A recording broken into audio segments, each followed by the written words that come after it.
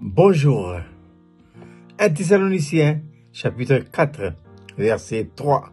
L'apôtre Paul nous dit ceci ce matin. Ce que Dieu veut, c'est votre sanctification. Voici la manne du matin. Mais qu'est-ce que la sanctification? La sanctification, c'est la progression de la vie. Quelle vie? La vie de Dieu que nous avons reçue le jour de notre nouvelle naissance. Qu'est-ce que la nouvelle naissance? La nouvelle naissance, c'est l'acceptation en soi d'une seconde vie. C'est la vie du Seigneur Jésus-Christ. C'est cette vie-là qui doit être amenée à la sanctification. Voilà. Donc, la sanctification agit sur deux côtés, en vous et en moi. Le côté de la mort et le côté de la vie. La mort d'abord.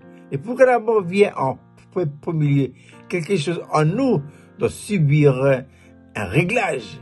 Ce réglage-là doit être fait dans notre vie naturelle. Voilà. Mais qu'est-ce que la vie naturelle? La vie naturelle, c'est la vie de l'âme. Cette vie-là. C'est une puissance. C'est une puissance qui agit en vous et en moi. Deux puissances agissent en nous depuis le jour où nous sommes nés de nouveau. C'est la puissance de l'âme et la puissance de l'esprit. Voilà. C'est la puissance de l'esprit qui doit subjuguer la puissance de l'âme. Mais il faut que l'âme accepte. Ah oui. Et doit accepter ça volontairement. C'est pourquoi l'apôtre Paul dit, ce que Dieu veut, c'est votre sanctification. Oui, c'est ça ce que Dieu veut. Mais Dieu ne violentera jamais la volonté de l'âme. Dieu lui pose la question. C'est à l'âme de répondre. Est-ce que tu veux, toi? À partir du moment où je le veux, Dieu commence le processus d'élimination. Mourir pour vivre. La mort précède la vie.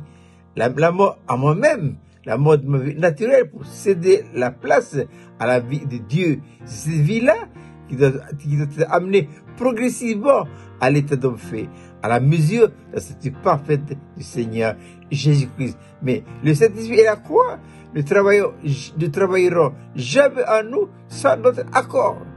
Dieu, c'est un Dieu qui est respectueux. Il respectera toujours notre propre volonté. C'est pourquoi la volonté dans ce domaine de la sanctification demeure capitale. Parce que c'est notre choix. En fait, je dois dire ceci, c'est que notre salut, notre sanctification est entre notre propre main. Si nous le voulons, Dieu le fait. Mais si nous ne le voulons pas, Dieu ne le fait pas du tout. Il ne violentera jamais notre âme. C'est un Dieu d'amour. Je répète, la manne du matin, qu'est-ce que la sanctification?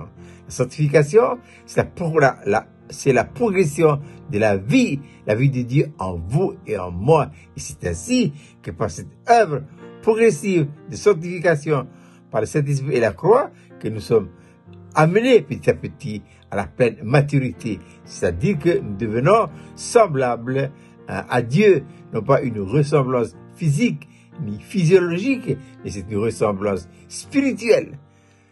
Il ne me reste plus qu'à vous souhaiter de passer une agréable journée.